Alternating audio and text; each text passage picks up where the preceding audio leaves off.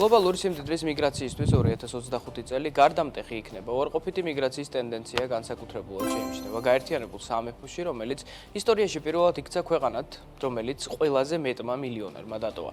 Henley & Partners-ისა და New World Wealth-ის მიერ შესრულებული კვლევის თანახმად 2025 წელს დიდი ბრიტანეთიდან 16500 მილიონერი გადაბარგდება, რაც რეკორდული მაჩვენებელია. ბოლო წლებში გაერთიანებული სამეფოს საგადასახადო პოლიტიკამ მკვეთრად შეიცვალა. განსაკუთრებით აღსანიშნავია 2024 წლის ოქტომბერში მიღებული ცვლილებების პაკეტი, რომლითაც მნიშვნელოვნად გამკაცრდა მოგების და მემკვიდრეობის გადასახადები.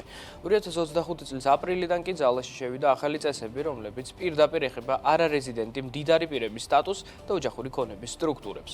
Ბევრმა მილიონერმა ის ცვლილებები მათ სიმდიდრეზე შეტევად აღიქვა და სწორედ ასე გაჩნდა ტერმინი Wexit-ი, რომელიც გაერთიანებული სამეფოს და სიმდიდრის მასობრივ გადინებას აღნიშნავს.